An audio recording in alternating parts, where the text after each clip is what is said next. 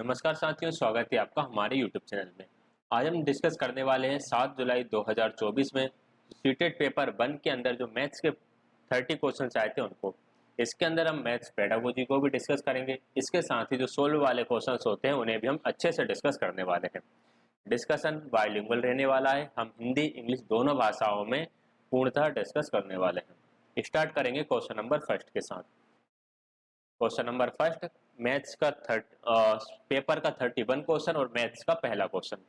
In order to identify individual difference of student in the mathematics class, which of the following assessment technique will not be appropriate. गणित की कक्षा में विद्यार्थियों में व्यक्तिगत भिन्नता की पहचान के लिए निम्नलिखित में से कौन सी आकलन तकनीक उपयुक्त नहीं होगी? सम्मेटिव असेसमेंट यानी योगात्मक आकलन, फॉर्मेटिव असेसमेंट यानी रचनात्मक आकलन, डायग्नोस्टिक असेसमेंट नैदानिक आकलन, या फिर पीयर असेसमेंट समकक्षी आकलन। आप खुद भी आंसर देने की कोशिश करें और साथ के साथ वीडियो के माध्यम से भी आंसर को समझने की कोशिश करें। हमें पता है पीयर असेसमेंट जो होता है इसमें साथी एक दूसरे का आकलन करते हैं, इससे इंडिविजुअल डिफरेंस को पहचान मिल सकती है। नैदानिक आकलन या डायग्नोस्टिक आकलन, इसमें बच्चे की समस्या का पता लगाकर उसको निदान दी उसका उपचार किया जाता है। तो डायग्नोस्टिक असेसमेंट में भी हमें व्यक्तिगत भिन्नता की पहचान मिलेगी। फॉर्मेटिव असेसमेंट, फॉर्मेटिव असेसमेंट के ही पार्ट होते हैं। हम कह सकते हैं पीयर असेसमेंट हो गया, डायग्नोस्टिक असेसमेंट हो गया। फॉर्मेटिव असेसमेंट जिसके अंदर बहुत सारी आकलन की विधियां आ जाती हैं जो सत्र के दौरान चलती रहती हैं, जिसमें साप्ताहिक टेस्ट आ सकते हैं, आपके को करिकुलर एक्टिविटीज आ सकती हैं। आप असेसमेंट के लिए बच्चों से कुछ क्वेश्चन पूछ रहे हैं, जो क्विज वगैरह होगा वो भी आपके फॉर्मेटिव असेसमेंट के अंतर्गत आ जाते हैं। प्रश्नोत्तरी प्रतियोगिताएं जो होती हैं वह भी हमारे रचनात्मक आकलन का भाग है। सम्मेटिव असेसमेंट होता है जो पेपर पेंसिल पर आपके टेस्ट होते हैं, जैसे आपके क्वार्टरली एग्जामिनेशन हो गए, हाफ ईयरली एग्जामिनेशन हो गए, फाइनल एग्जामिनेशन हो गए, कहीं ए से 1 ए से 2 के नाम से भी चलते हैं। तो योगात्मक आकलन से किसी व्यक्तिगत भिन्नता की पहचान नहीं होती है। इससे तो सीधा रिजल्ट बनता है कि बच्चा फर्स्ट आएगा, सेकंड आएगा या थर्ड आएगा। तो राइट आंसर यहाँ पर हमारा ऑप्शन नंबर 3 रहेगा, योगात्मक आकलन यानी सम्मेटिव असेसमेंट। आगे बढ़ते हैं नेक्स्ट क्वेश्चन की तरफ। Question number 32, which of the following resource is best suited to explain the concept of decimal. निम्नलिखित में से कौन सा संसाधन दशमलव की अवधारणा को समझने के लिए उचित है? पहला है नंबर चार्ट, सेकंड है डायनिस ब्लॉक, थर्ड है टेलर्स अवेकस और चौथा है ग्राफ पेपर। संख्या चार्ट, डायनिस ब्लॉक, टेलर का गिनतारा या ग्राफ पेपर। नंबर चार्ट का प्रयोग करके हम बच्चों को नंबर की समझ दे सकते हैं, स्थानीय मान की समझ भी कुछ हद तक इससे दे सकते हैं। साथ ही बच्चों को हम ये बता सकते हैं कि कौन सी संख्या बड़ी होती है, कौन सी संख्या छोटी होती है, किस संख्या के बाद कौन सी संख्या आएगी। तो डेसिमल का समझ में नहीं आएगा, इससे संख्याओं का बढ़ता क्रम, घटता क्रम, बड़ी संख्या, छोटी संख्या, इनकी समझ आएगी। डायनिस ब्लॉक से हम डेसिमल की समझ बच्चों के अंदर बढ़ा सकते हैं। डायनिस ब्लॉक्स कुछ ब्लॉक्स होते हैं जिससे हम टेंस, हंड्रेड, थाउजेंड्स, इंच यानी इकाई, दहाई, सैकड़ा, इनको हम समझा सकते हैं। टेलर्स अवेकस स्थानीय मान की अवधारणा जोड़ घटाने के लिए ठीक है। ग्राफ पेपर के माध्यम से भी हम दशमलव की अवधारणा को समझा सकते हैं। ग्राफ पेपर आपने देखा होगा, इस तरह से एक पेपर होता है जिसके अंदर छोटी छोटी आड़ी और तिरछी लाइनें होती हैं। 10 करके इसमें लाइनें होती हैं, 10 ऊपर होती हैं, 10 नीचे होती हैं। यहाँ पर हम बच्चे को समझा सकते हैं कि यदि ये पूरा एक है तो ये वाला 0.0.1 होगा। तो इसके माध्यम से हम दशमलव की समझ को आसानी से समझा सकते हैं। तो डायनिस ब्लॉक और ग्राफ पेपर दशमलव की अवधारणा को समझाने के लिए उचित है। राइट आंसर हमारा ऑप्शन नंबर 2 रहेगा, बी और डी। आगे बढ़ेंगे थर्ड क्वेश्चन की तरफ। थर्ड क्वेश्चन थोड़ा सा बड़ा है। क्वेश्चन को हम दोनों भाषाओं में समझने की कोशिश करते हैं। Students in a class are solving questions based on percentage discount. एक कक्षा में विद्यार्थी प्रतिशत छूट पर आधारित प्रश्नों को हल कर रहे हैं। One question requires the students to calculate the cost of 2 bikes with a 8% discount on each. यहाँ पर हुआ क्या कि प्रश्न में विद्यार्थियों को प्रत्येक मोटरसाइकिल पर 8% की छूट के साथ 2 मोटरसाइकिलों के मूल्य का परिकलन करने की आवश्यकता है। One of the group calculate the total cost of the bike and the deduct 16% of the total cost. एक समूह दोनों मोटरसाइकिलों का कुल मूल्य परिकलन करता है और फिर कुल मूल्य में से 16% काट लेता है। The method used by this group is, इस समूह द्वारा प्रयोग की गई विधि है। देखो हम क्वेश्चन को समझ लेते हैं एक और बार अच्छे तरीके से। क्या हुआ कि उन्होंने ये बोला कि दो बाइक हैं, एक बाइक B1 है और एक बाइक B2 है। दोनों बाइकों पर 8% का डिस्काउंट चल रहा है। डिस्काउंट कितने परसेंट का है? 8% का डिस्काउंट है। तो स्टूडेंट्स का एक ग्रुप क्या करता है, दोनों बाइकों के प्राइस को जोड़ देता है और दोनों बाइकों का कुल मिलाकर 8 और 8 16% का डिस्काउंट काट देता है। अब आप ये बताइए कि ये मेथड सही होगी या गलत होगी। फर्स्ट ऑप्शन क्या लिखा है, correct and this is the way to calculate the discount and cost. ये कह रहे हैं कि यह सही है और ये छूट और मूल्य का परिकलन करने का एकमात्र तरीका है। एकमात्र से ही गलत हो गया ये ऑप्शन तो। An alternate strategy to solve the question, प्रश्न को हल करने की वैकल्पिक कार्यनीति है। थर्ड है false, since they have deduct 16% discount from the total instead of 8%। Third option ये कह रहा है कि ये मेथड गलत है क्योंकि इन्होंने 16% काट दिया 8% की जगह। फोर्थ ऑप्शन क्या कह रहा है, false since they deduct 16% from the instead of 60% from the average of the total. इन्होंने ये बोला कि इन्होंने टोटल में से 16% काट दी जबकि इनको एवरेज में से 16% काटना था। अब इसका क्या राइट आंसर बनेगा, हम राइट आंसर की बात कर लेते हैं। देखो मानो कि एक बाइक 100 रुपए की थी और दूसरी बाइक भी 100 रुपए की थी। अगर हम इसमें से 8% हटाएं, 100 में से 8% घटेगा तो 8 रुपये माइनस कर देंगे तो कितना बचेंगे, 92 रुपये। इसमें से भी हम 8% यानी 8 रुपये माइनस कर देंगे तो कितने बचेंगे, 92। तो टोटल कॉस्ट कितना होता है इनका, 200 रुपये। इनको अगर हम यहाँ से डिडक्ट कर देते हैं तो कितने रुपए का डिस्काउंट होता है, 84 रुपीज़ का। ठीक है, यहाँ से ये बात हमें समझ में आ गई। अगर इन दोनों को जोड़ के हम 8% इस पर और 8% इस पर इकट्ठा 16% काटे तो अगर हम दोनों बाइक का प्राइस जोड़ देंगे तो 100 और 100 कितना हो जाएगा, 200। और 200 का अगर हम 16% निकालें तो 16 दूनी 32, कितने रुपए कम करना पड़ेगा, 32। और अगर 200 में से 32 रुपये कम कर दें तो कितना आएगा, 10 में से 2 गए तो 8 बच्चे, यहाँ बचेगा 9, 9 में से 3 गए तो 6 और यहाँ बचेगा 1। तो 168। अगर हम 16% काटते हैं तो कितना आ रहा है, 168 आ रहा है। और अगर दोनों में से 8% काटते हैं तो कितना आता है, 184 आता है। यानी कि जो 16% इकट्ठा काटा वो मेथड क्या हो गई, गलत। तो पहला ऑप्शन भी गलत, सेकंड ऑप्शन भी गलत। अब थर्ड या फोर्थ में से एक सही आएगा। अगर मैं 200 रुपये लूँ, 2 से लेता हूँ और 200 का 8% काट देता हूँ तो 8 दूनी 16, 16 रुपये कम होंगे और 200 में से 16 रुपये कम करेंगे तो कितना बचेगा, 184 बचेगा। यानी 8% डिस्काउंट है। तो ऐसा नहीं होगा कि पहली बाइक पे भी 8% डिस्काउंट है और दूसरी बाइक पे भी 8% डिस्काउंट है तो टोटल 16% डिस्काउंट हो जाएगा। ऐसा नहीं होता है, डिस्काउंट 8% ही रहेगा।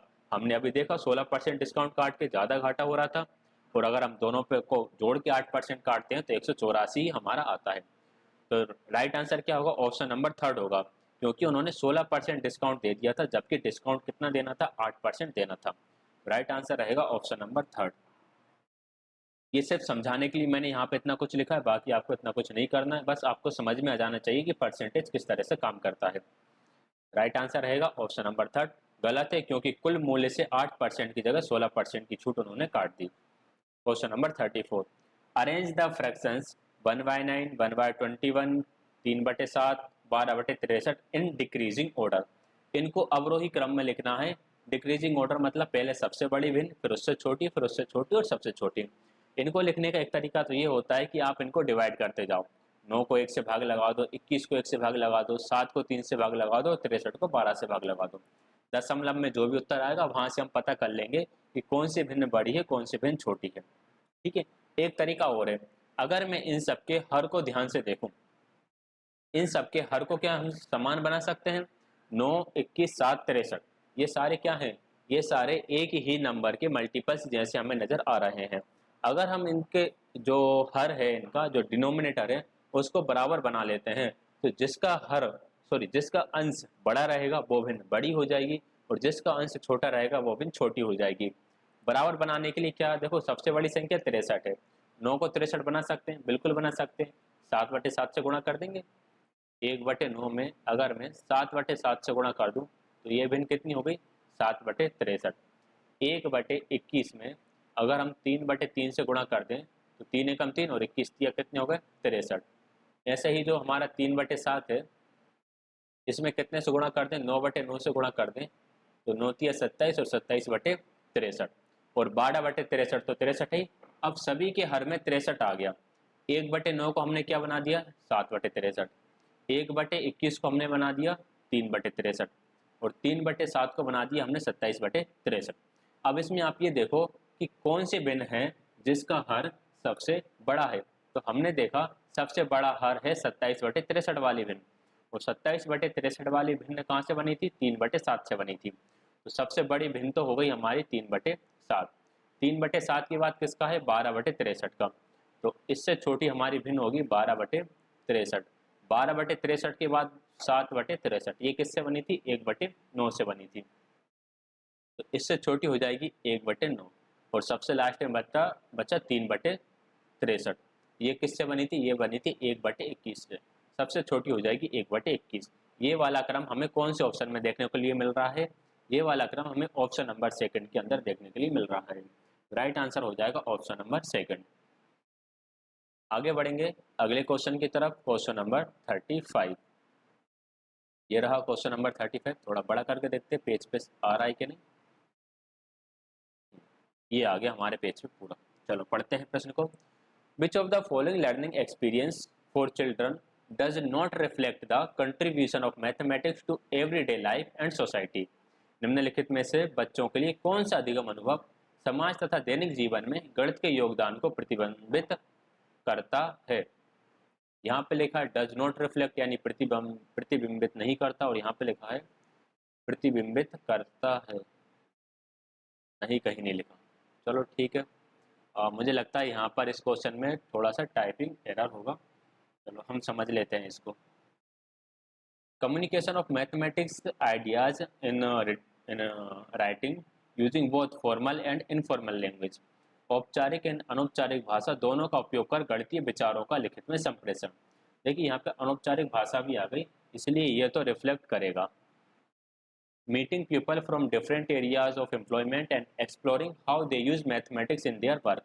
रोजगार के भिन्न भिन्न क्षेत्रों के लोगों से मिलना तथा अन्वेषण करना कि वे अपने काम में गणित का किस प्रकार प्रयोग कर रहे हैं, ये भी करेगा। देखो अन्य अन्य विभिन्न लोगों से मिल रहे हैं, तो भाई दैनिक जीवन और आपका जो कम्युनिटी है दोनों का प्रयोग हो रहा है यहाँ पर।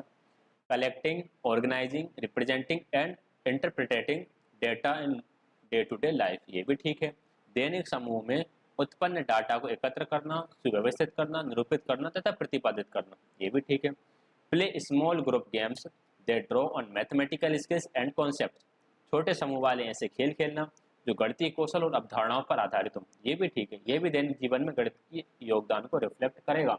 तो चारों ही ऑप्शन सही है, इसलिए इसका आंसर ऑफिशियल आंसर की में इसका आंसर आया था ऑल ऑफ दीज, यानी वहाँ पर जेड लिखा हुआ आया था। जेड का मतलब ये होता है कि चारों ही आंसर सही है, तो इसके चारों ही ऑप्शन सही है। तो किसी प्रकार का कन्फ्यूजन दिमाग में मत पालिएगा कि ये क्वेश्चन गलत आ गया, कुछ भी आ गया। बहुत अच्छी तरीके से सीटेट का पेपर चेक होता है। ये क्वेश्चन गलत आया था तो उन्होंने इसका मार्क सभी को दिया होगा। तो राइट आंसर इसका जेड था, यानी चारों के चारों ही ऑप्शन सही हैं। आगे बढ़ते हैं क्वेश्चन नंबर 36 की तरफ। Which of the following represent the feature of a mathematical laboratory. निम्नलिखित में से क्या गणित की एक प्रयोगशाला की विशेषताओं को निरूपित करता है, बताइएगा क्या इसकी विशेषताओं को निरूपित करेगा। It is place to enjoy mathematics through informal exploration. यह अनौपचारिक अन्वेषण के द्वारा गणित में आनंद लेने का स्थान है। To provide opportunity to prove mathematical theorem through experiments. ये प्रयोगों के द्वारा गणितीय प्रमेयों को सिद्ध करने का अवसर प्रदान करता है, ये तो बिल्कुल ठीक लग रहा है मुझे। It provides opportunity to make conjectures, test them to generalize observe patterns. Conjectures मतलब होता है अनुमान लगाना। ये कंजेक्चर बनाने, उनकी जांच करने, देखे गए पैटर्नों का सामान्यीकरण करने का अवसर प्रदान करता है। बिल्कुल अनुमान, लेबोरेटरी में कुछ ऐसी इंस्ट्रूमेंट्स हो सकते हैं या मैथमेटिकल एक्टिविटीज़ हो सकती हैं जिसमें अनुमान लगाया जा सकता है। इसका उपयोग विद्यार्थियों के गणित के ज्ञान का अवलोकन करने के लिए और तदनुसार उनको ग्रेड देने के लिए किया जाता है। देखो ग्रेड देने का तो काम होगा ही नहीं, ग्रेड देने का काम नहीं होगा, इसलिए जिसमें आपको डी दिख रहा होगा वो आप गलत कर दो। हमें ऑप्शन नंबर 3 में डी दिख रहा है, हमने 3 गलत कर दिया है। ठीक है, अब यहाँ पर ए भी ठीक लग रहा है भाई। देखो it is place to enjoy mathematics through informal exploration. A भी ठीक लग रहा है, बी भी ठीक लग रहा है और सी भी ठीक लग रहा है।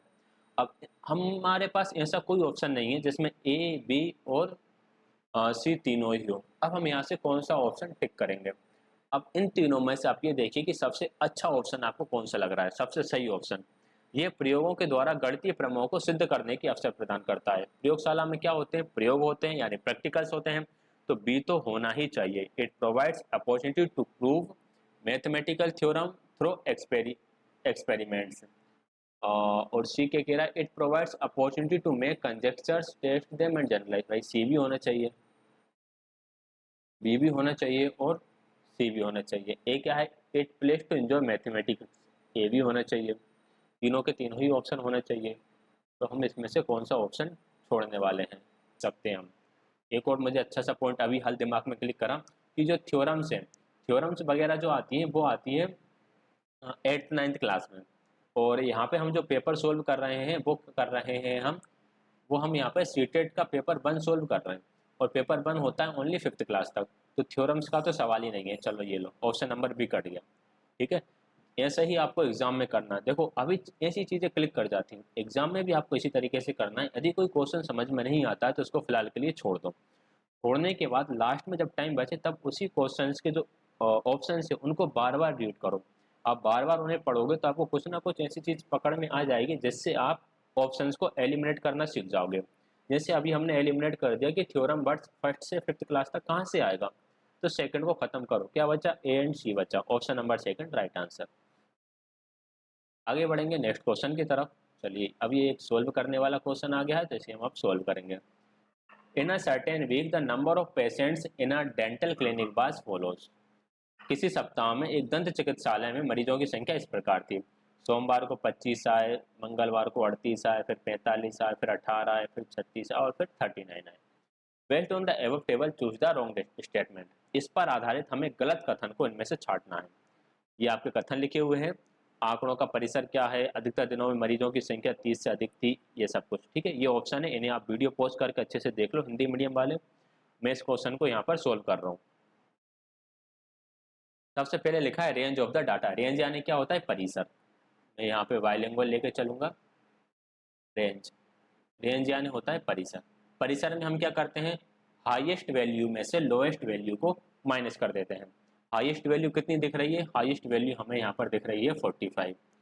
एंड लोएस्ट वैल्यू कितनी दिख रही है? लोएस्ट वैल्यू सबसे कम वैल्यू दिख रही है 18। दोनों को माइनस करेंगे तो कितना आएगा? 27। यानी पहला कथन तो हमारा सत्य है। दोनों का परिसर 27 है, यानी पहला सही हो गया। तो ये हमने पहला ऑप्शन सोल्व कर लिया। सेकंड ऑप्शन है on most of the days number of patients was more than 30। यानी अधिकतर दिन जो मरीजों की संख्या है वो 30 से ज़्यादा है। हम देख लेते हैं 30 से ज़्यादा कितने दिन हैं। 30 से ज़्यादा 1, 2, 3, 4। 4 दिन पेशेंट जो है वो 30 से ज़्यादा आए। तो ये बात भी ठीक है कि 30 से ज़्यादा ज़्यादा ज़्यादा दिन पेशेंट्स आए हैं। Difference between the number of patients on Monday and Wednesday is 20। सोमवार और बुधवार के दिन जो मरीज आए थे उनकी संख्या का अंतर 20 है।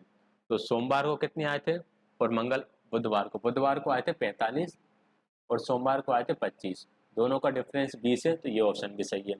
Total number of patients was 200। इन सबका टोटल 200 है, तो हम इन सबको ऐड कर लेंगे। 25, 38, 45, 18, 36 और 39। तो चलिए इन्हें ऐड करते हैं। 5 और 5 10, 8 और 8 16 और 9 और 3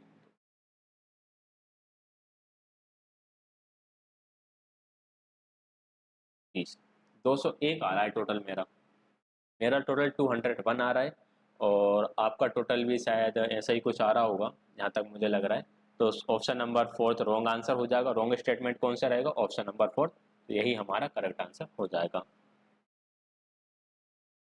मरीजों की कुल संख्या 200 नहीं थी, कितनी थी? 201 थी। आगे बढ़ते हैं नेक्स्ट क्वेश्चन की तरफ। Question number 39। Which of the following Indian mathematicians are known as founder of numerical analysis?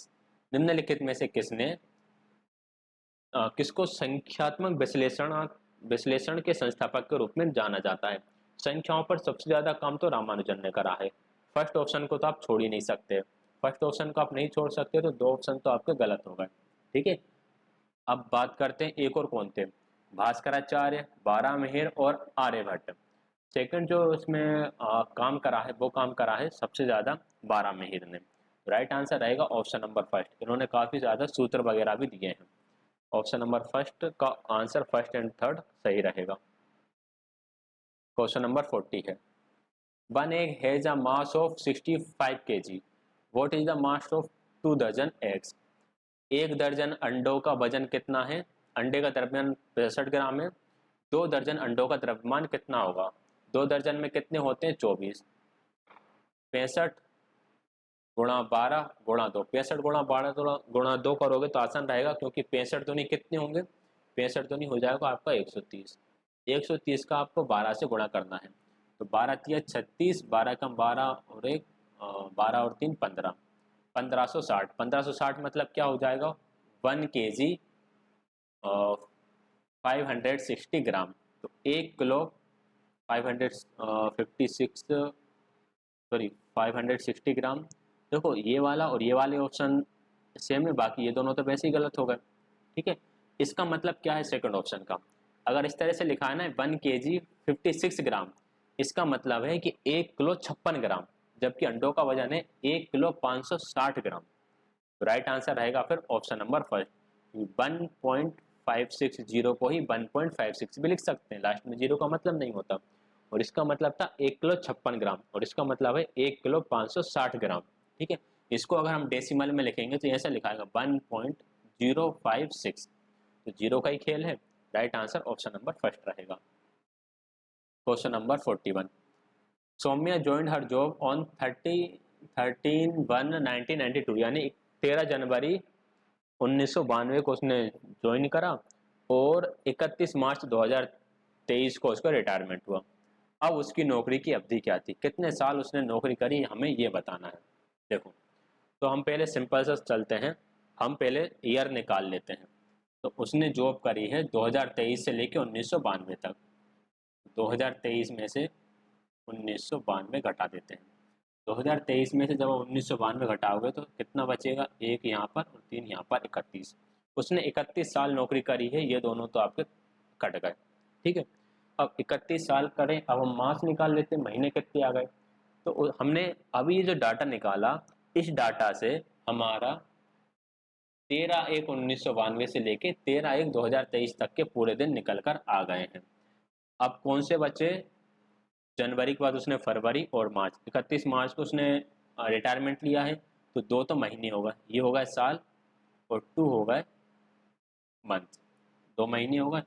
अब 2 महीने जब हमने इसमें गिने, तो हमने 31 मार्च तक के महीने हमने इसमें गिन लिए, सॉरी 13 मार्च तक के हमने महीने गिन लिए, क्योंकि हमने क्या करा, हमने साल कब तक के निकाल लिए थे, हमने ये निकाल लिया कि 13/1/1992 से लेके 13/1/2023 तक कितने साल हुए थे, 31 साल हो गए। फिर 13 जनवरी से 13 फरवरी और 13 फरवरी से 13 मार्च, तो 13 मार्च तक हो गए हमारे 2 मंथ्स। अब 13 मार्च से लेके 31 मार्च तक कितने दिन होंगे, तो हम क्या करते हैं 31 में से 13 घटा देते हैं, तो हमें पता चल जाएगा कि 13 मार्च से लेके 31 मार्च तक कितने दिन होते हैं। तो हमारे यहाँ पर कितने दिन आएंगे, 13 में से 31 में से 13 गए तो 18, तो 18 दिन हमारा क्या आ गया हिसाब, हमारा हिसाब कुछ इस प्रकार से आ गया, 31 साल 2 महीने और 13 और सॉरी 18 दिन। तो राइट आंसर ऑप्शन नंबर 4 होना चाहिए, जबकि इसका आंसर 4 नहीं होगा, ऑप्शन नंबर थर्ड होगा। थर्ड किस प्रकार से होगा, थर्ड कुछ इस प्रकार से होगा, जब भी हम किसी की दिन निकालते हैं, किसी के काम करने के दिन निकालते हैं, मान लो एक व्यक्ति ने 5 तारीख से काम करना शुरू करा और 10 तारीख तक उसने काम करा, 5 तारीख से 10 तारीख तक काम करा, तो आप बोलोगे अगर माइनस कर दोगे तो 5 डेज आएगा, माइनस कर दोगे तो 5 डेज आएगा। लेकिन उसने काम कब करा, उसने 5 तारीख को भी काम करा, 6 को भी काम करा, 7 को भी करा, 8 को भी करा, 9 को भी करा और 10 को भी करा। अब कितने दिन आ रहे हैं, 1 2 3 4 5 6। जब हम डेज में काउंट करते हैं तो हमें डेज माइनस करने के बाद उसमें एक प्लस करना होता है। तो 31 से लेकर 13 तक उसने जो काम करा है, 13 तारीख से लेकर 31 तारीख तक जो काम करा है, अगर हम डायरेक्ट घटाते हैं तो इसमें 13 काउंट नहीं होता। इसे काउंट करने के लिए हमें इसमें +1 करना पड़ेगा। तो उसने 31 मार्च 2 महीने और 19 दिन काम करा है। आया क्वेश्चन समझ में? आगे होगा, समझ में नहीं आया तो कमेंट करना, उसको मैं दोबारा से और अच्छे से समझा दूंगा। और वीडियो को दोबारा देख के या थोड़ा सा रोक के अच्छे से समझना। जो स्टूडेंट्स नॉन मैथमेटिकल बैकग्राउंड के होते हैं, जिनका सब्जेक्ट बायो होता है या फिर आर्ट्स होता है, उन्हें ये क्वेश्चन टफ लग रहे होंगे। जो मैथमेटिकल्स बैकग्राउंड के होते हैं वो तो कहेंगे अरे इतना इजी क्वेश्चन है, लेकिन मैं समझ सकता हूँ उन एस्पिरेंट्स की हालत जिन्होंने मैथ्स 10th के बाद पढ़ा ही नहीं, उन्हें थोड़ा सा दिक्कत आती है इस तरह की कैलकुलेशन में। The angle of a triangle are 15 degree and 30 degree, then the third angle of the triangle is. एक त्रिभुज के दो कोण 50 और 30 हैं, तीसरा कोण कितने डिग्री का होगा? हमें पता है कि त्रिभुज के तीनों कोणों का योग 180 डिग्री होता है। एक 50 है और एक 30 है, तो 50 और 30 कितने हो गए? 80। तीसरा निकालने के लिए माइनस कर देंगे, कितना आ जाएगा? 100। Right answer option number first हो जाएगा, 100 डिग्री। आगे बढ़ते हैं क्वेश्चन नंबर 43 की तरफ। National curriculum framework of foundational stage NCFFS 2022 highlighted the importance of the following components while teaching on abstract mathematical concepts। ये जो हमारी न्यू एजुकेशन पॉलिसी है, न्यू एजुकेशन पॉलिसी के अंदर हमारा FLN चल रहा है, foundational literacy and numeracy. Foundational literacy and numeracy के अंदर ही हमारा NCFFS को जोड़ा गया है, जिसका मतलब होता है national curriculum framework for foundational stage. Foundational stage के लिए अमूर्त गणितीय अवधारणा के शिक्षण के समय निम्नलिखित में घटकों पर प्रकाश डाला जाएगा। अब किस हिसाब से प्रकाश डाला जाएगा? Written symbols, experience, spoken language या फिर पिक्चर, लिखित चिन्ह, बोलचाल वाली भाषा, अनुभव या चित्र। अब इसका क्या राइट आंसर होगा? देखो, सबसे पहले हम बच्चे के अनुभव की बात करते हैं। बच्चे के अनुभव की बात करते हैं तो आप ये देख लीजिएगा कि अनुभव किस में है, यानी ऑप्शन नंबर बी किसके अंदर आ रहा है। ऑप्शन नंबर बी आ रहा है हमारा सेकंड के अंदर और फोर्थ के अंदर। इन दोनों को आप काट दो, क्योंकि इनमें क्या करा है, अनुभव को सबसे लास्ट में दे रखा है। अनुभव सबसे लास्ट में नहीं, सबसे पहले बच्चे का अनुभव आना चाहिए।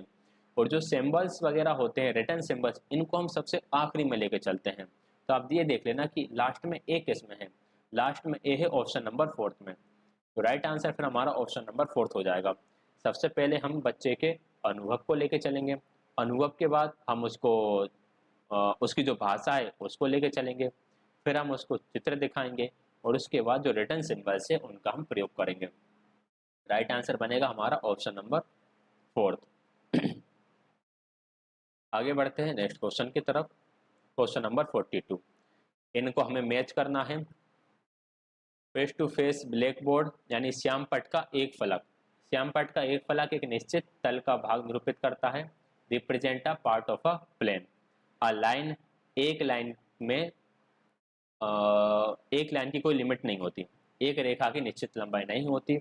अरे, एक रे जो होती है उसका एक एंड पॉइंट होता है, किरण का एक अंत बिंदु होता है, और लाइन सेगमेंट के दो अंत बिंदु होते हैं, रेखाखंड के दो अंत बिंदु होते हैं। तो ए का था थर्ड, ए का थर्ड हमें सेकंड और थर्ड में देखने के लिए मिल रहा है, और आखिरी वाला चलो सेकंड वाले से पता चल जाएगा। बी का था हमारा फोर्थ, बी का फोर्थ, ए का थर्ड, बी का फोर्थ, सी का सेकंड, डी का फर्स्ट, ऑप्शन नंबर थर्ड में है। तो ऑप्शन नंबर थर्ड इसका राइट आंसर हो जाएगा। आगे बढ़ेंगे नेक्स्ट क्वेश्चन की तरफ। Question number 45, 22 hectometre and 2 decametre. ये हेक्टोमीटर एंड डेकामीटर है। होता क्या है मैं आपको यहाँ बता देता हूँ। 1 हेक्टोमीटर में होते हैं 100 मीटर, और 1 डेकामीटर जो होते हैं, 1 डेकामीटर में 10 मीटर होते हैं। ठीक है, अब हम इसको कन्वर्ट कर लेते हैं। तो हमारे पास जो लिखा हुआ है वो लिखा है 22 हेक्टोमीटर एंड 8 डेकामीटर।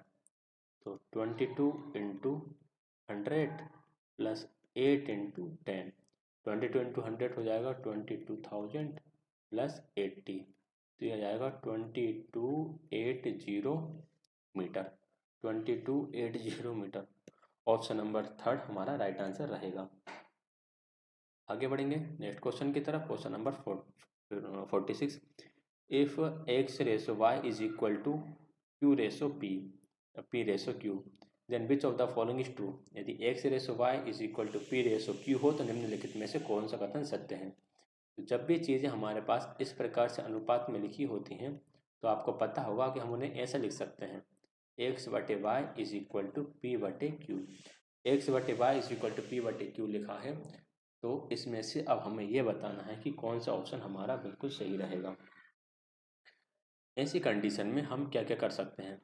ऐसी कंडीशन में हम इसमें ऊपर वाले में जो डिनोमिनेटर है दोनों को प्लस कर सकते हैं, ठीक है। दोनों में से हम माइनस भी कर सकते हैं और हम इसमें प्लस माइनस दोनों काम भी कर सकते हैं। इसको बोलते हैं कॉम्पोनेंडो एंड डिविडेंडो।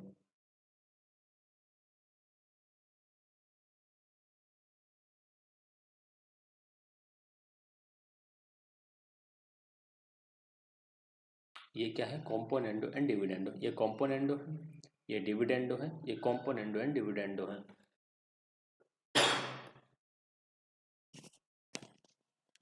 शायद आपको आवाज कम आ रही होगी, मेरा माइक गिर गया था।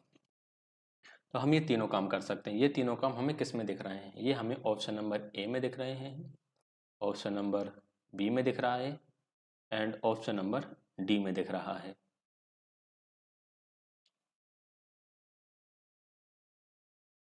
नहीं, डी में नहीं दिखेगा क्योंकि डी में उल्टा लिखा हुआ है, यहाँ पे माइनस लिखा हुआ है, यहाँ पे प्लस लिखा हुआ है। ए में दिख रहा है, बी में दिख रहा है। अच्छा, इसमें क्या लिखा है इसको देख लेते हैं। इसमें इन्होंने लिख दिया x बटे p is equal to y बटे क्यू। हम ऐसा भी कर सकते हैं, इनकी जगह, इन दोनों की जगह को यहाँ पे रिप्लेस कर दिया, तो इनको हम रिप्लेस करके भी लिख सकते हैं x बटे p is equal to y बटे क्यू। तो हमारा सी भी सही हो जाएगा। ए बी एंड सी तीनों सही है, ए बी सी तीनों हैं ऑप्शन नंबर फोर्थ में। Option number fourth correct answer हो जाएगा, ठीक है। यदि कभी भी हमें अनुपात में लिखे तो हमें ऊपर प्लस कर सकते हैं, माइनस भी कर सकते हैं, प्लस माइनस दोनों काम भी कर सकते हैं और इनकी जगह को रिप्लेस भी कर सकते हैं, यहाँ पर आपस में जगह को बदल भी सकते हैं। तो इस हिसाब से हमारा ए बी और सी तीनों सही थे, डी गलत था। डी हालांकि सही हो जाता अगर ये यहाँ लिखा होता और ये इधर लिखा होता। आगे बढ़ेंगे नेक्स्ट क्वेश्चन की तरफ। Question number 47। इसे हमें बताना है कि ये किसके इक्वल रहेगा। चलो इस क्वेश्चन को थोड़ा सा हम ट्रिकी तरीके से करेंगे।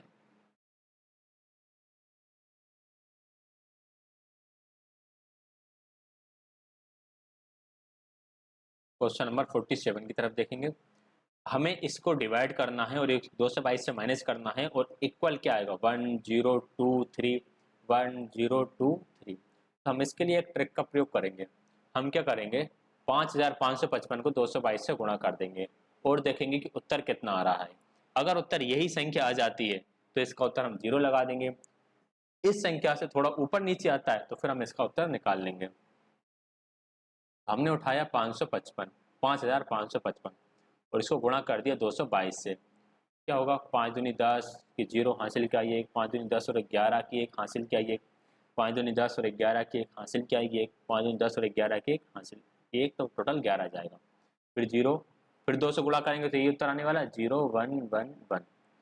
फिर 2 से गुणा करेंगे तो 0 कितने 4 बार बनते, 1 2 3 4 4 बार। इनको जोड़ लेंगे 0 1 1 और 1 2, 1 2 3 1 2 3 1 और 1 2 1 और 1 1, 1 2 3 3 2 1 0। हमारा सेम यही आंसर आ गया। इसको 5555 से गुणा करने पर सेम यही आंसर आ गया। इसका मतलब ये किसके इक्वल रहेगा, इसका ये 0 के इक्वल रहेगा।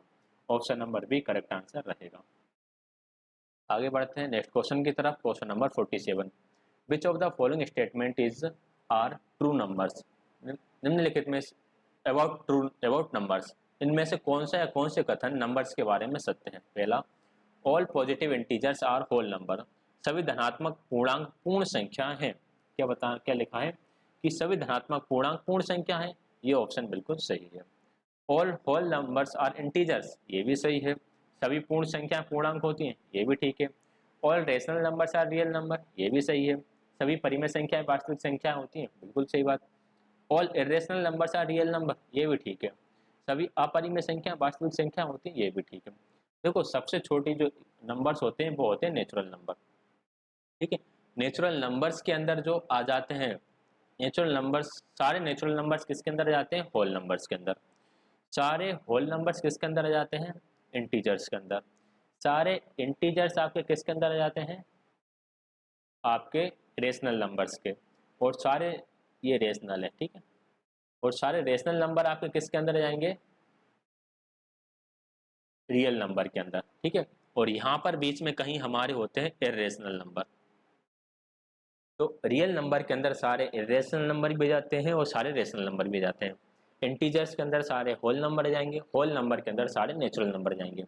नेचुरल नंबर जो होते हैं वो हमारी प्राकृत संख्या होती हैं, होल नंबर पूर्ण संख्या होती हैं, इंटीजर्स जो होते हैं वो पूर्णांक होते हैं, रेशनल नंबर्स को बोला जाता है परिमेय संख्या है, इरेशनल को बोला जाता है अपरिमेय संख्याएं, और रियल नंबर्स को बोला जाता है वास्तविक संख्याएं। तो चारों के चारों ही सही हैं और A B C D option किसी में नहीं दे रखा, इसलिए इसके सारे ही ऑप्शन सही हैं, ठीक है। ये थोड़ा सा क्वेश्चन में मिस्टेक थी, इसके सारे ही आंसर सही हैं, या फिर कह सकते हैं ये क्वेश्चन के ऑप्शन से बनाते समय इनसे थोड़ी सी गलती हो गई है। आगे बढ़ते हैं क्वेश्चन नंबर 49 की तरफ। Which of the following are correct example of statement mathematics is hierarchical in levels that are logical structured. गणित उन स्तरों में पदानुक्रमित है जो तार्किक रूप से व्यवस्थित है। बताइए इसका आंसर, इस ऑप्शन का राइट आंसर क्या रहेगा? The concept of integers needs to be develop before the concept of multiplication and division of numbers. पूर्णांकों की अवधारणा को संख्याओं के गुणन और भाग की अवधारणा से पूर्व विकसित किया जाता है। अब आप मुझे एक बात बताओ कि बच्चे को आप भाग या गुणा कौन सी क्लास तक पढ़ा देते हो? आप फोर्थ या फिफ्थ तक बच्चे को गुणा भाग पढ़ा देते हो। और आपने अगर पढ़ाया होगा बच्चों को तो पता होगा, जो मैथ्स पढ़ाते होंगे, कि इंटीजर का कॉन्सेप्ट हम सिक्स्थ क्लास के बाद शुरू करते हैं। सिक्स्थ क्लास में जब बच्चा जाता है तब पहली बार वो natural number, whole number, integers, इनसे सामना करता है। तो पहला ऑप्शन तो गलत हो गया कि पहले इंटीजर पढ़ाओगे फिर आप गुणा भाग पढ़ाओगे, ये गलत है। क्योंकि गुणा भाग तो 5वीं तक पढ़ाई देते हैं, फिर उसके बाद इंटीजर्स आते हैं। Multiplication follows the builds on the concept of addition, ये बात बिल्कुल ठीक। गुणन योग की अवधारणा का अनुपालन करता है और उस पर विकसित होता है। गुणा का मतलब क्या होता है? योगी होता है ना। 2 का गुणा 3 से करोगे 6 आएगा, इसका मतलब क्या है? 2 को आपने 3 बार जोड़ दिया, 6 आ गया। Number sense needs to be develop before the concept of addition and subtraction. संख्या बोध को योग और व्यकलन की अवधारणा से पूर्ण विकसित करना चाहिए, ये भी ठीक है। यानी बच्चे को पता होना चाहिए कि 2 क्या है, 3 क्या है, 1 क्या है, 0 क्या है, तभी तो वो गुणा भाग ढंग से कर पाएगा, या जोड़ घटाना ढंग से कर पाएगा। गुणा भाग सॉरी, जोड़ और घटाना लिखा है, एडिशन एंड सब्ट्रैक्शन सही से कर पाएगा। तो सेकंड सही है, बी सही है, सी सही है, बी और सी सही है, तो option number second correct answer हो जाएगा, बी एंड सी। अगला है क्वेश्चन नंबर 50। 12,000 हम यहाँ पे लिख लेते हैं, 12,000 मल्टीप्लीकेशन का निशान लगा दिया, यहाँ पे प्लस आता। 1300, तो 1300 लिख लेते हैं, 1300 हो गया। और 2 टेंस, तो 2 टेंस आपका 20 बनाएगा। इसको आप ऐड करोगे तो कितना आएगा? यह जाएगा 13320, ऐड करने पर आ जाएगा 13,320। 13,320 आ जाएगा, तो ऑप्शन नंबर सी हमारा करेक्ट आंसर हो जाएगा। While teaching equations, a teacher explains the concept of a linear equation having unique solution. She further asks, if a solution is given, then how many questions you create? समीकरण पढ़ाते समय शिक्षिका अद्वितीय हल वाले रैखिक समीकरण की अवधारणा को समझाती है। वे आगे पूछती है कि अगर हल दिया हो तो आप कितने समीकरण बना सकते हो।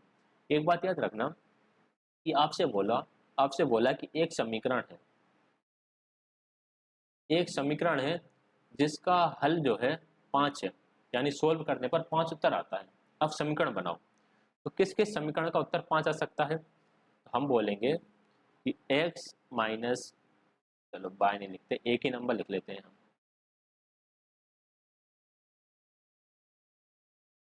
x minus 3 is equal to 8। इसमें x की वैल्यू कितनी रखें कि 8 आ जाए? तो यहाँ पर सॉरी उल्टा लिख दिया यार मैंने,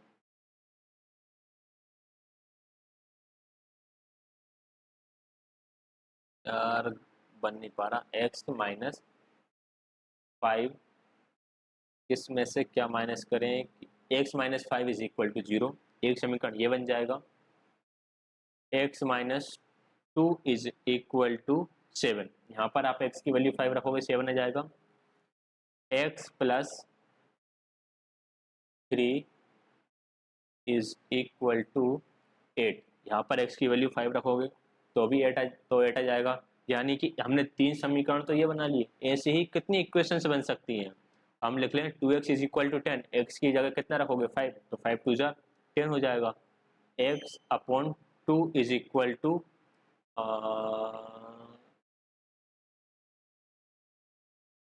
नहीं, ये वाला नहीं बनता ढंग से, ये गड़बड़ हो रहा था इसमें। तो हालांकि हमने चलो 4 समीकरण तो बना दिए, काफ़ी बना सकते हैं हम ऐसे। तो हम ऐसे बहुत सारी इक्वेशंस बना सकते हैं जिसमें x की प्लेस पर आप 5 रखोगे या जिसका हल 5 हो सकता है। तो राइट आंसर क्या रहेगा इसका? ऑप्शन नंबर सी रहेगा, मेनी सॉल्यूशन। हम ऐसे कई सॉल्यूशंस बना सकते हैं। क्वेश्चन नंबर 52 है, which among the following is are true about the computations in basic operations for grade 2 learners. कक्षा 2 के अधिगमकर्ताओं के लिए आधारभूत संक्रियाओं के अभिकलन के लिए निम्नलिखित में से कौन सा या कौन सी सही है? It involves child's ability to develop informal strategies. इसमें बच्चों की अनौपचारिक कार्यनीतियों को विकसित करने की क्षमता समाकलित है। तो ये तो ठीक है।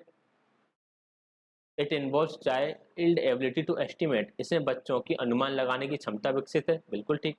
आधारभूत अनौप संक्रियाएं कर रहे हैं ना, आधारभूत संक्रियाएं कौन सी होती हैं? जोड़, घटाना, गुणा, भाग। इसके माध्यम से बच्चे सीखते ही हैं कि यार अनुमान लगाना कि इसका जोड़ कितना हो सकता है। छोटे बच्चों के लिए प्रश्न भी ऐसे दिए जाते हैं कि अनुमान लगाकर बताओ कि एक बस में 40 बच्चे हैं, 40 बच्चे बैठ पा रहे हैं तो 5 बस में कितने बैठ पाएंगे? सही नहीं बता पा रहा लेकिन अनुमान लगाओ। It involves child's ability to calculate with larger numbers. Second class में लार्जेस्ट नंबर्स की तो बात ही नहीं करेंगे। ए और बी सही है, ऑप्शन नंबर 4 करेक्ट आंसर हो जाएगा।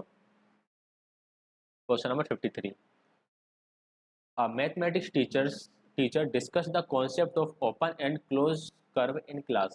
For better understanding of students, she gave an example with 4 points. If the curve is open, then the nature of 4 point is। गणित की कक्षा में विवृत एवं समृद्ध वक्र की अवधारणा पर चर्चा करती है। विद्यार्थियों की बेहतर समझ के लिए वे 4 बिंदुओं को एक साथ उदाहरण देती है। अगर वक्र विवृत है तब 4 बिंदुओं की स्थिति क्या होगी? The curve is open. Open curve कैसा होता है? जो खुला हो। क्लोज कर्व कैसा होता है? जो बंद हो। ठीक है। अब टीचर ने 4 पॉइंट लिखे। अगर हम ऑल आर कोलिनियर, सारे कोलिनियर मतलब संरेखीय, सारे पॉइंट्स को संरेखी कर दें। संरेखी मतलब क्या होता है कि सारों को एक ही लाइन से कर दें, तो हमारा जो कर्व बनेगा वो ओपन बनेगा, क्योंकि इनको मिलाने पर हमारा एक ओपन कर्व आ रहा है, कहीं से ये बंद नहीं हो सकता। All of them must be collinear और 2 ऑफ देम, अगर उनमें से 2 संरेखी हैं, यानी कि 2 को हमने एक लाइन पर रख दिया, बाकी 2 को हमने कहीं भी रख दिया। अब इनको मिलाने से तो ओपन भी बन सकता है और क्लोज भी बन सकता है। थर्ड में क्या लिखा है? 3 of them must be collinear. अगर हमने 3 पॉइंट्स को लाइन से रख दिया और एक को कहीं भी रख दिया, इससे भी हमारा ओपन भी बन सकता है और क्लोज भी बन सकता है। 3 of them must be collinear, 3 line से नहीं होना चाहिए। 3 लाइन से नहीं करे, चौथा कहीं भी कर दिया, इससे भी हमारा पॉइंट जो कर्व है वो ओपन भी बन सकता है और क्लोज भी बन सकता है। अगर हमारा ये कह रहा है कि अगर वक्र विवृत है यानी कि ओपन कर्व है तो सारे पॉइंट्स कोलिनियर होंगे, तभी हम कह सकते हैं कि वक्र ओपन ही रहेगा, कुछ और नहीं बनेगा। बाकी अन्य केस में ओपन भी हो सकता है और क्लोज भी हो सकता है। ठीक, तो राइट आंसर इसका इस हिसाब से ऑप्शन नंबर फर्स्ट रहेगा। आगे बढ़ेंगे नेक्स्ट क्वेश्चन की तरफ। Question number 54, the main approach suggested by national curriculum framework 2005 in teaching learning. मुख्य उपागम जिसकी सलाह राष्ट्रीय पाठ्यचर्या 2005 में गणित के शिक्षण अधिगम को लेकर दी गई। जो मेन अप्रोच थी वो मेन अप्रोच थी रचनात्मकतावाद, यानी कंस्ट्रक्टिविज्म, बच्चे अपने ज्ञान का निर्माण खुद करें। 55 है, the missing number in the following series. इस सीरीज में लुप्त संख्या क्या है? देखो, जब भी इसी प्रकार की सीरीज देखें तो सबसे पहले आप ये देखो कि ओड नंबर है क्या, तो सारे ही ओड नंबर हैं, लेकिन कुछ ओड नंबर छोड़ भी रहे हैं। इवन नंबर तो है नहीं है, प्राइम नंबर तो नहीं है, या सिर्फ कंपोजिट नंबर तो नहीं है। प्राइम नंबर मतलब कि जो अभाज्य संख्या होती हैं जिनमें सिर्फ उसी संख्या से भाग जाता है। कंपोजिट नंबर जो भाज्य संख्या होती है जिसमें एक से ज़्यादा संख्याओं से भाग चला जाता है। तो 43, 47, 53, 59 हमें दिख रहा है कि ये सारे ही आपके प्राइम नंबर हैं। ये किसी के पहाड़े में नहीं आते। सिंपल भाषा ये प्राइम नंबर ये किसी और के पहाड़े में नहीं आते। तो 59 के बाद प्राइम नंबर कौन सा होगा? 59 के बाद प्राइम नंबर होता है हमारा 61। 60 कंपोजिट है, 63 कंपोजिट है, 65 भी कंपोजिट है। Option number first right answer हो जाएगा। अगला है question number 56। In a mathematics class, a teacher explained the concept of different angles. She realized the scissors is the best example to explain. गणित कक्षा में शिक्षक भिन्न भिन्न कोणों की अवधारणा को समझाती है। उसे यह अनुभूति होती है कि कैंची को समझाने के लिए सर्वोत्तम उदाहरण है। देखो, कैंची से कौन कौन से कोण में समझा सकती है। कैंची किस प्रकार की होती है? कैंची कुछ आपकी इस प्रकार की होती है, जिसमें यहाँ पर और यहाँ पर कुछ आपका पकड़ने के लिए हैंडल बना होता है और यहाँ पर उसकी थोड़ी सी धार टाइप की होती है। इस प्रकार की कैंची होती है। कैंची से जो वर्टिकली अपोजिट एंगल्स हैं यानी शीर्ष उन्मुख कोण, इनको समझा सकते हैं। लीनियर पेयर ऑफ एंगल, देखो कैंची इस प्रकार की होती है तो लीनियर पेयर ऑफ एंगल बन रहे हैं, तो लीनियर पेयर ऑफ एंगल भी समझा सकते हैं। करस्पॉन्डिंग एंगल्स समझाने के लिए ठीक नहीं है। अल्टरनेटिव एंगल्स तो जेड के द्वारा समझाए जाते हैं कि जहाँ पर जेड बनता है वहाँ अल्टरनेटिव एंगल्स होते हैं। करस्पॉन्डिंग एंगल्स ये आपके करस्पॉन्डिंग एंगल्स हैं, तो ये भी कैंची से नहीं समझा पा रहे हैं। तो कैंची से हम कौन कौन से एंगल समझा पा रहे हैं? Vertically opposite angle and linear pair of angle, A और बी। राइट आंसर आएगा ऑप्शन नंबर फर्स्ट। आगे बढ़ेंगे नेक्स्ट क्वेश्चन की तरफ। Question number 57। क्वेश्चन नंबर 57 है, राजू हैज ट्रेपेंटाइन यानी तारपीन ऑयल इन 5 कंटेनर्स। राजू के पास 5 कंटेनर में तारपीन का तारपीन है। ईच ऑफ 20 लीटर साइज, सबका साइज 20 लीटर यानी एक कंटेनर में 20 लीटर तारपीन आता है। He fills them in 10 cans of 5 litres, 10 cans of 2 litre and rest in 1 litre cans. Number of 1 litre cans filled in. Raju के पास 20 लीटर वाले 5 बर्तनों में तारपीन का तेल है। उनमें से 5 लीटर वाले 10 बर्तनों, 2 लीटर वाले 10 बर्तनों और बाकी को 1 लीटर वाले बर्तनों से भरा है। 1 लीटर वाले बर्तनों की संख्या बताना है। देखो 20 लीटर के 5 कैन है तो टोटल कितना हो गया? 100 लीटर हो गया। अब 100 लीटर में से उसने 10 लीटर वाले 5 कैन भर दिए तो 50 लीटर चला गया। 5 लीटर वाले 10 भर दिए, 50 लीटर चला गया। फिर 10 कैन भर दिए 2 लीटर वाले तो 20 लीटर चला गया। कितना लीटर चला गया? 70 लीटर। अब 1-1 लीटर वाले कितने भर पाएगा? 30 भर पाएगा 1-1 लीटर वाले, तो कितना टोटल 100 हो जाएगा। तो 30 लीटर वाले कितने कैन 1 लीटर वाले कितने कैन भरेगा? 1 लीटर वाले 30 कैन भरेगा। Which of the following letter has no line of symmetry. No line of symmetry मतलब जिसको आप बीच में से नहीं काट सकते। एल को आप बीच में से नहीं काट सकते, एल का राइट आंसर हो जाएगा। ए को हम काट सकते हैं, ए की सिमेट्री लाइन बीच में से ऐसे कट जाता है। एम की सिमेट्री लाइन भी ये बीच वाली होती है। एक्स की ये वाली भी सिमेट्री लाइन होती है, ये वाली भी होती है, एल के नहीं होती। 59 if 7 multiply by 2 is equal to 123 is equal to 92496 then the value of star is. Star की वैल्यू क्या होगी? इसका हम आंसर निकालने के लिए क्या करेंगे? 123 को भाग लगा देंगे, इसको डिवाइड कर देंगे, इसको नीचे करें क्या? नीचे करते हैं खाली जगह में, यहाँ पर 92496 इसमें हम डिवाइड कर देंगे 123। अब हम ये डिवाइड क्यों कर रहे हैं? देखो हमारा आंसर जो है उसमें पहला डिजिट तो 7 आएगा, यानी 123 का टेबल सबसे पहले तो हमें 7 टाइम्स पढ़ना पड़ेगा। 7 बार पहाड़ा पढ़ेंगे तो कितना आएगा? 7 या 21 का 1 हासिल किया 2, 7 दूनी 14 और 2 16 हासिल किए 7 एकम 7 और 1 8। इनको माइनस कर दो, 8 में 7 4 में से 1 गया 3 बचा, 12 में से 6 गया तो 6 बचे। ऊपर से हम उतारेंगे तो कितना उतरेगा? 9। अब हमें ये बताना है कि कितनी बार पहाड़ा पढ़े ताकि हमारा आंसर 639 आ जाए।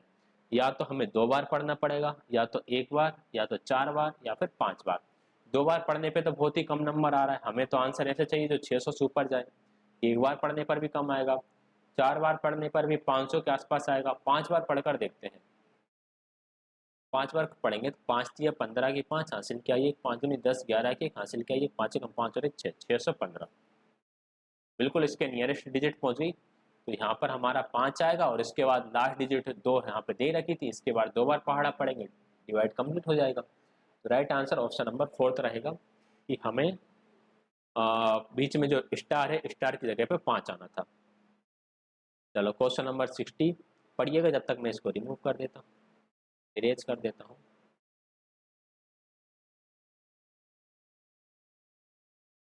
हमें क्या करना है कि ये जो डिजिट्स दे रखे हैं, डिजिट्स हमारे पास है 510, डिजिट्स है हमारे पास 510396। इनसे एक लार्जेस्ट नंबर बनाना है और एक स्मॉलेस्ट नंबर बनाना है और उनका डिफरेंस फाइंड करना है। लार्जेस्ट नंबर क्या बनेगा 9653110। स्मॉलेस्ट नंबर क्या बनेगा 103,569। इनका डिफरेंस निकाल लेते हैं। 10 में से 9 गया तो 1 बचा, 10 में से 6 गए 4 बचे, लास्ट में 41 तो 2 नंबर्स में दिख रहा है और देख लेते हैं। 12 में से यहाँ पर से 2 बचे, 12 में से 5 गए 7 बचे, 741। चलो सब में 741 है। 4 में से 3 गया तो 1 बचा, 1741। चलो दोनों में 1741 है। यहाँ पर कितना बचेगा 6, 6 का 6, 9 में से 1 गए 8, 86 86 17 41, 86 17 41 ऑप्शन नंबर फर्स्ट में है। ऑप्शन नंबर फर्स्ट इसका करेक्ट आंसर हो जाएगा। ये हमारे सारे क्वेश्चंस हमने यहाँ पे डिस्कस कर लिए। इसके बाद पर्यावरण अध्ययन आ जाता है, तो किसी वीडियो में हम पर्यावरण, किसी अन्य वीडियो में पर्यावरण अध्ययन को भी डिस्कस करेंगे। मैंने इससे पहले 2011 से लेकर 2019 तक के सारे मैथ्स के प्रीवियस क्वेश्चन पेपर्स करा रखे हैं। यदि आपने वह वीडियो नहीं देखी है तो आप जाके वह वीडियो भी देख लीजिएगा, और यदि आपने वह वीडियो देखी है तो यह वीडियो आपके लिए रियली हेल्पफुल रहने वाली है। इसके अलावा आप सीटेट के और किस प्रकार के प्रीवियस ईयर क्वेश्चन पेपर चाहते हैं आप कमेंट करके बताइएगा। एक छात्र के कमेंट का ही माध्यम से ही मैंने ये पेपर सॉल्व कराया है। वीडियो कैसी लगी कमेंट में जरूर बताइए। वीडियो को लाइक शेयर, चैनल को सब्सक्राइब कर दीजिएगा। वीडियो देखने के लिए आप सभी का बहुत बहुत धन्यवाद।